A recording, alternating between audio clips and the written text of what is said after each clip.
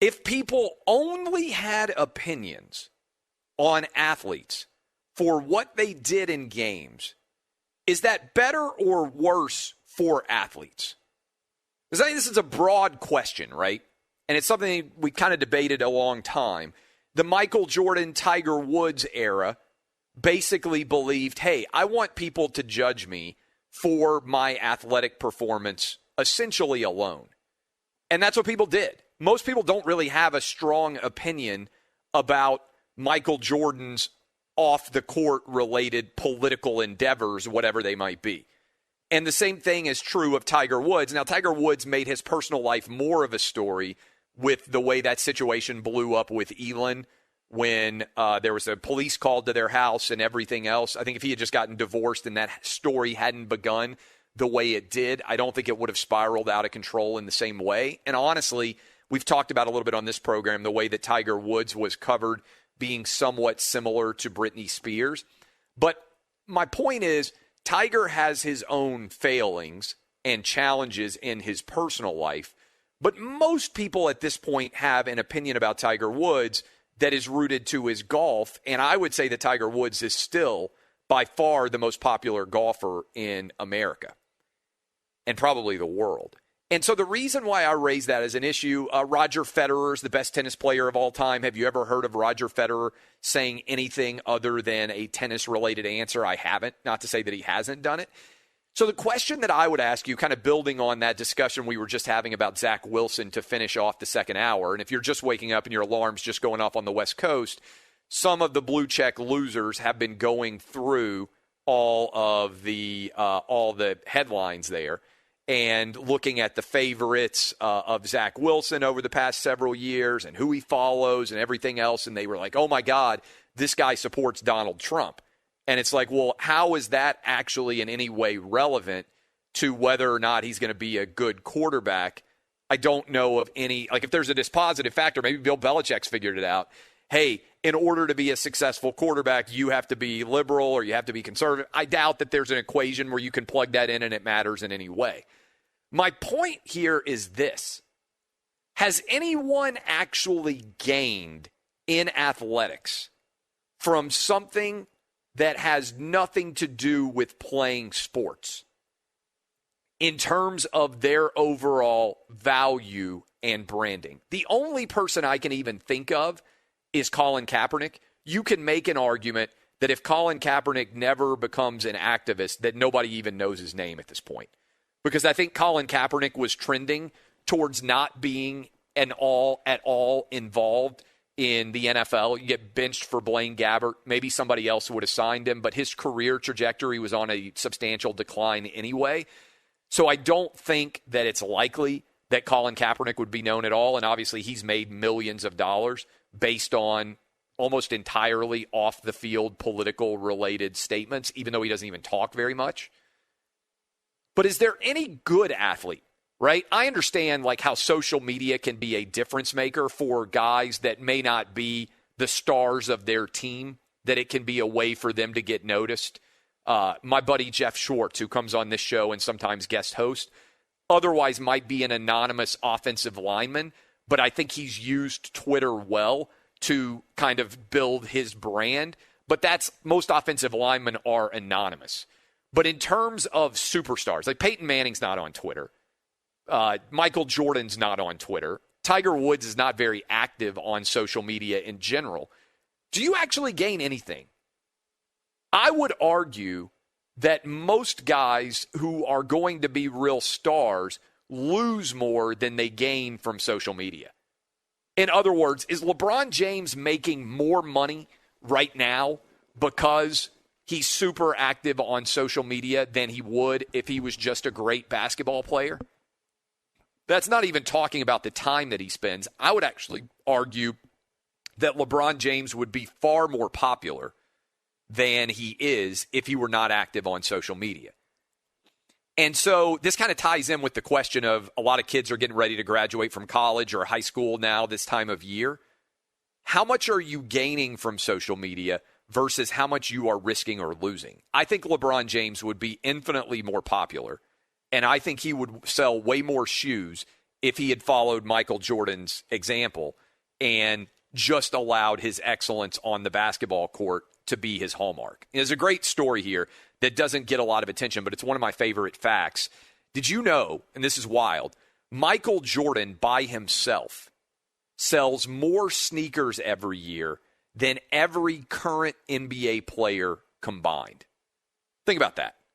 Think about how wild that is. By the way, you could also toss Kobe into this discussion. I don't really remember Kobe being super outspoken in any way other than allowing his excellence to be his hallmark on the basketball court. And I'm not an expert, but a lot of you are waking up in L.A. and listening to us this morning, and I'll ask Petros this, whether he believes it.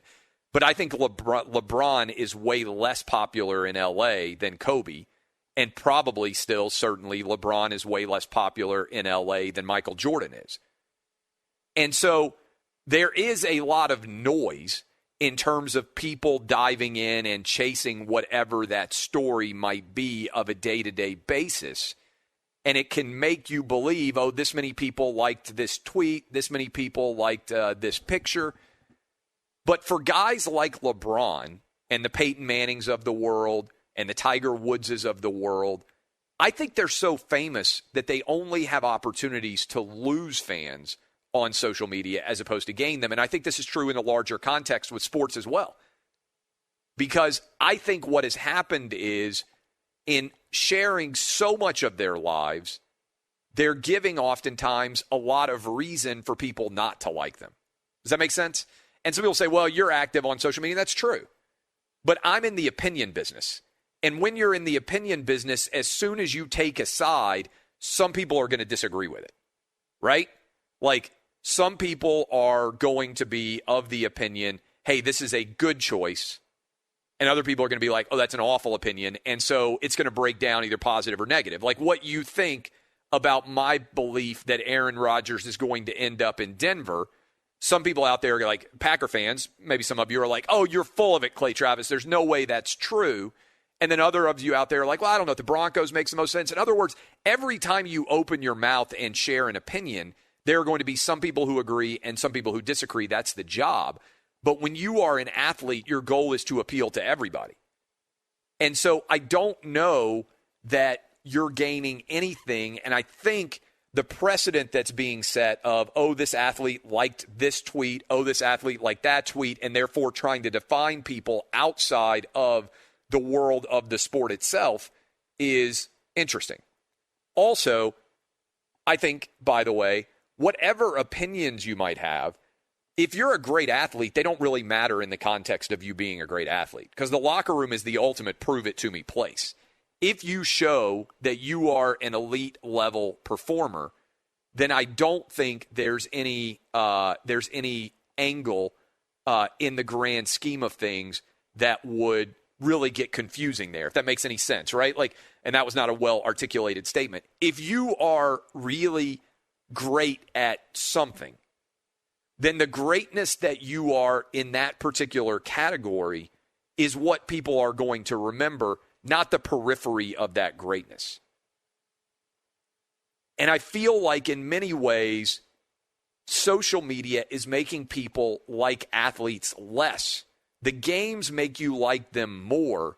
Social media can make you like them less if you are a star. Now, again, I think it makes a lot of sense if you're on the periphery, if you're an offensive lineman, if you are like Juju Smith-Schuster is way more known now because of his social media profile, but he wouldn't have been a star otherwise. If you are excellent, your excellence is your hallmark. It speaks for itself. And I wonder how many of these guys are making choices that aren't actually helping themselves and also might even be hindering. In other words, simply summing this up, are there people who like LeBron because of social media that wouldn't have liked him otherwise? I find that hard to believe. Are there people who dislike LeBron James because of social media that might have liked him otherwise? I think the answer to that is yes. And so if I were giving advice to all the high school and college kids out there, you're sending out resumes right now. Think about what your social media profile says about you. And if you look good on paper already with your resume, I think all you could do with your Instagram or your Twitter accounts, if the recruiters look you up as they are certain to do, is actually hurt yourself. If your resume is already great, you don't need social media. If your resume isn't great or people might not know you, that can be what gives you a leg up and allows you to advance your career. But I think building on that Zach Wilson story, I think a lot more people are hurt by social media in general than they are helped by it. And by the way, I think we've also set the precedent, which doesn't make any sense at all, which is, hey, we're going to treat somebody's social media post as really serious and legitimate news, even though, as I said earlier, like, is it really surprising that a guy who played for BYU and grew up in Utah would be a supporter of a Republican presidential candidate? I mean, do you look at election returns at all? I don't know what the percentages would have been in a BYU student election for president in 2020, but I'm betting Donald Trump won 80% of those votes at least. I'm betting every Republican president wins at least 80% of the average BYU student vote every single 4 years. So would it really, like, are you really uncovering some massive story when you find out that Zach Wilson might have been a Trump supporter in 2020? And why does it matter in the grand scheme of things?